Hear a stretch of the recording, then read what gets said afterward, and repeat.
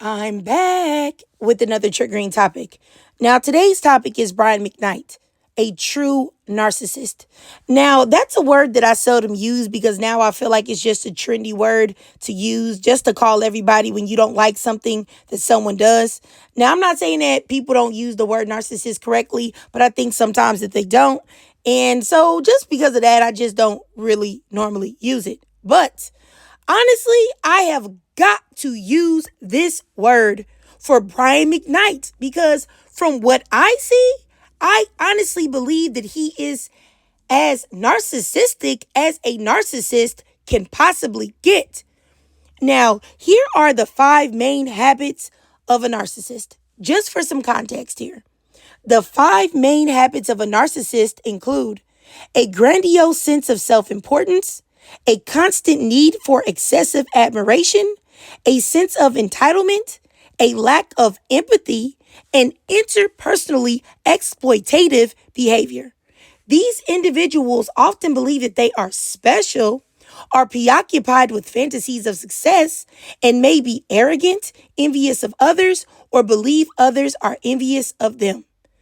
Now, and you know what? Before I even get into this, I forgot. Let me give y'all a quick disclaimer. This video was filled with my thoughts and my thoughts alone. Everything is all alleged. Nothing is factual. I do not know any of these people personally. This is a commentary channel, and oftentimes I use clips and articles as part of my critical review, right along with fair use guidelines. Now, I just want to say that I think at this time, we all know that Brian McKnight has infamously fallen out with his 3 children that he had with his first wife, a black woman. And all of that is very important to know if you didn't. Now, I was already disgusted with how he dealt with his son that was suffering from cancer that recently passed away. But baby, when I saw clips of him with Anton Daniels of all people, Anton Daniels, who is already a deeply narcissistic man himself, a self-hating man, a black woman-hating man, a raccoon who deeply despises his black wife, but is also too off-putting and visually unappealing to be with the type of woman that he secretly desires to have. Big back, big bald-headed, big back. Oh, I really want him to pick his struggle because you cannot be a big back and bald-headed and unattractive and mean and always talking about women. Like, what? Please pick something. Do something right, Anton. Anyway, sorry, I'm getting carried away. Let me just keep going. What was I saying? I said that this man is too visually unappealing to be with the type of woman that he secretly desires to have, unless he is planning to finance that woman's whole lifestyle for a crumb of her attention. But I believe that he just seems to be too cheap to probably even do that. So he will probably make his poor black wife suffer with his company for the rest of her life. And that's very unfortunate. But I will say this, I think that it says a lot that Anton Daniels' platform is the platform that Brian McKnight felt comfortable to express himself on. But let me show y'all a clip and I'll be right back. Came out are 2 prominent families in the Black Adventist church. We both met at the college where I was going. She came, okay. I was a sophomore, she was a freshman. We kind of started dating. The next year she gets pregnant. This is back when shame was a real thing. I know, yep, I get it. She's back home. She tells me she's pregnant and that she's going to get an abortion. Because I'm like, yeah, we should probably do that. You're 18. I'm 20. Why would we? I'm just about to start this whole thing. Maybe this is the route we need to go.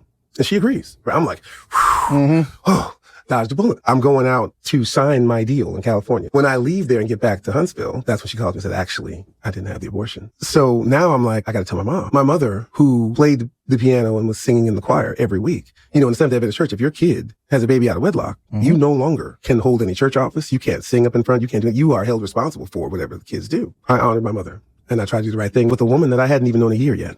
We got married in September, baby in November. We had sort of an agreement. You handle this part. I'm not changing diapers. I'm 20 years old. This was not what I expected to do. You made this decision. You're going to handle that and I'm going to handle this. Yeah. When you make that bargain, you say, hey, you're going to take care of this. This is your responsibility. And they say, got it. and you go and you do what you have to do, you're expecting that to be the case. But we don't realize is that people will tell you whatever it is they want to tell you to keep you there. And so that first argument, then the real thing starts to come out. But by then, you're looking at your life, you're like, well, and I had this conversation with my mother, like, why did you have me do this? You tried this, it didn't work. Now you got me doing it. Right. It was tough, but I'm already in it. We separated 4 times before we ended up getting divorced ultimately anyway. How far into the marriage would you say the first separation? 2 years. Because you were married for what, 13 years? Yeah, 13. So why not just break off? Why stick it out for 13 years? For the kids. I was never in love with their mother. I wasn't. They weren't made from love to begin with. And I said this before, and people got so mad, this obligation that just because you lay with somebody now, it's sort of an 18-year sentence of some kind, or beyond that, because it's forever. There's resentment there. But at the same time, you do have these children, and you want to try to do your best to do right by them. If we were never supposed to be together like this in the first place, but we have these children, we both have to do what's right for them. And you're right. What we should have done was just separated for good then. What's that nail in the coffin that then leads both of you to come to the conclusion that you guys are no longer good together, regardless of whether or not you have kids or not? I think we always knew we weren't that. She may have been lying to herself if she thought otherwise. For me, when I realized I could parent those boys without her, I could be a good parent. I could be there for them and I could give them what they needed from me without being married to their mother. Do you think that the kids were the thing that kept y'all together as long as you were? Absolutely. And here's some video footage of Brian McKnight back in the day, totally contradicting what he just told Anton Daniels. How do you juggle it all? First, you're a dad. I am a dad first, yeah. But I have a wonderful woman at home that understands what I do. So she ends up being both parents a lot of the time. So my hat has to continually go off to her. And I try to be there to do all the things I possibly can. I'm married, I have children, and it's an okay thing. You know? Yeah. I don't think that the women out there who are my fans like me less because of that fact. No. Well, my 2 boys, BJ is my oldest, Brian Jr., and Nico, his younger brother. I'm the most proudest dad on the planet Earth. I want to thank my wife, Julie, my boys, BJ and Nico, for the sacrifices they make for me to be able to do what I do. And honestly, this is exactly why I've made the spiritual gaslighting series, because there is a lot of hypocrisy going on in the Christian community. A lot of false Christians, a lot of fakes that cannot be trusted, a lot of people that don't do anything godly, but want to fake like they are something that they are not. Now, you have a man talking about being in a prominent Christian family that was out here having intercourse with a young woman that was not his wife. Also having intercourse unprotected, but then you're acting flabbergasted that you impregnated this young woman. Or better yet, this teenager since she was 18 and you were 20. So how you gonna say that you weren't ready for fatherhood? What did you think that y'all was doing? Huh?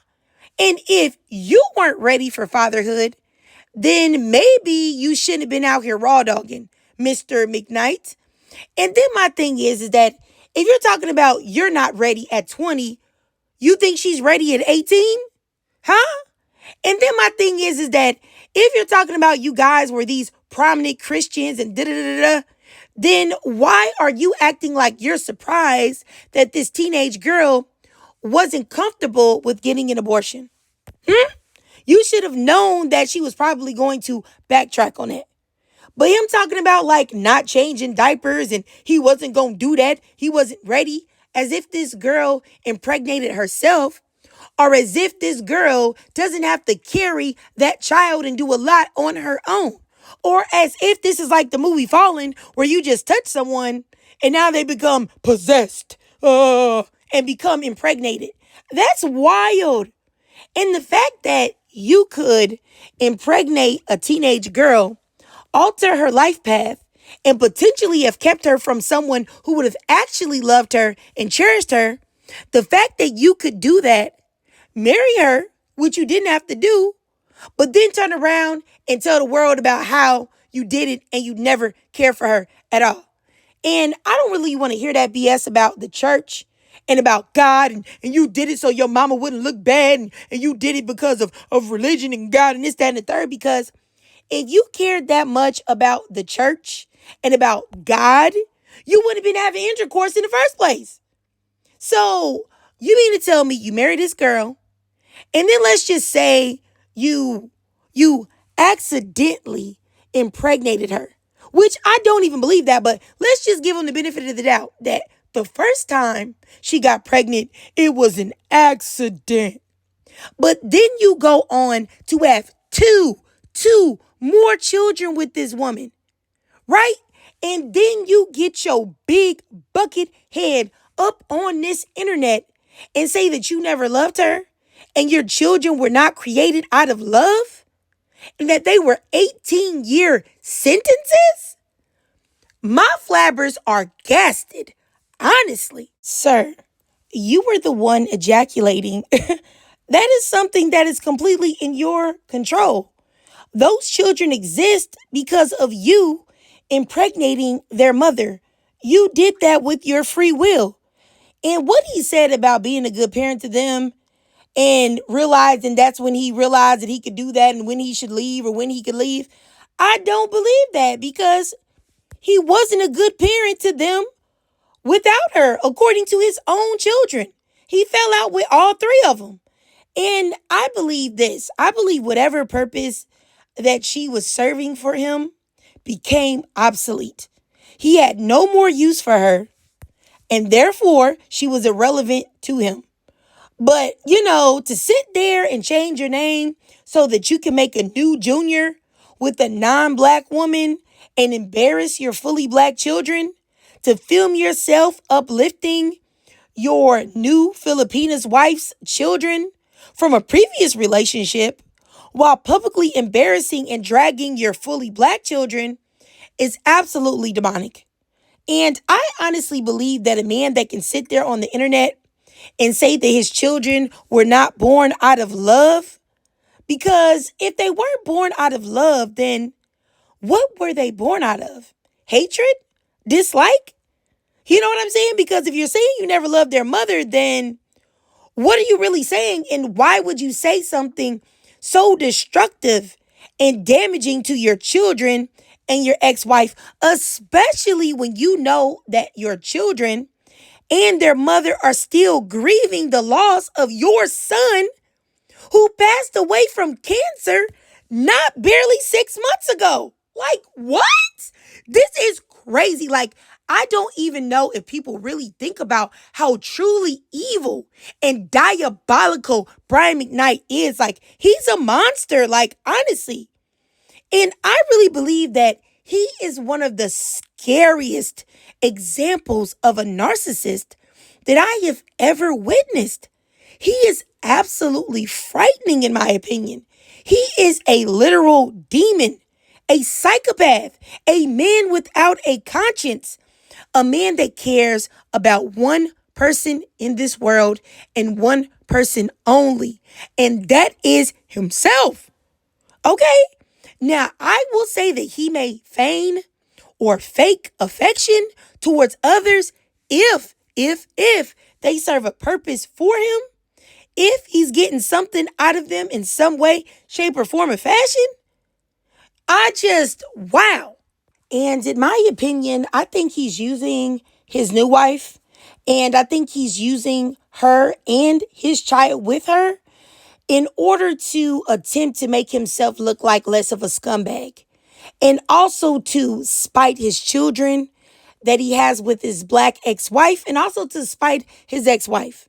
And, I think that anyone with half a brain cell should be able to see that Brian McKnight is an absolute monster.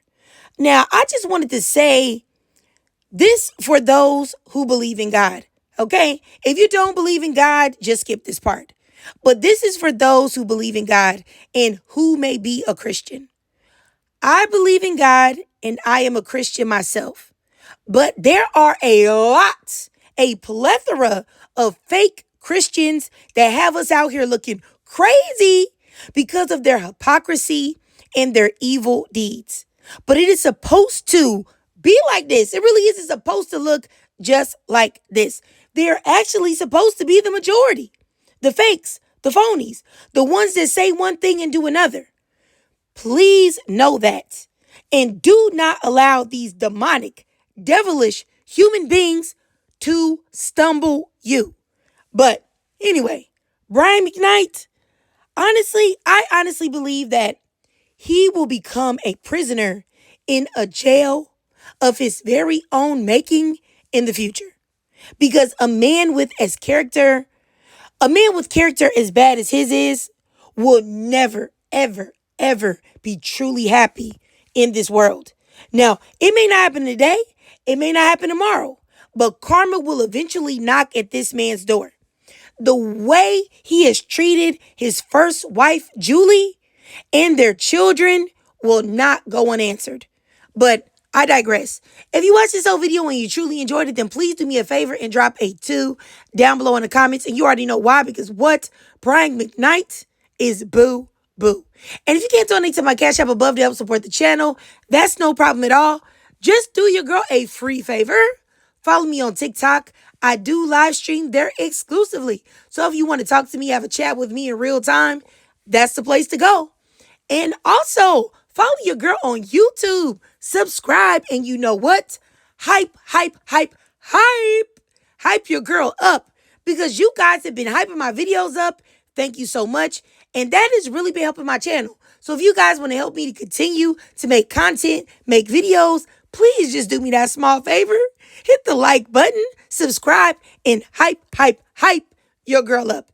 And as always, ladies, I really love to hear from y'all. So please drop your thoughts, comments, and feelings down below.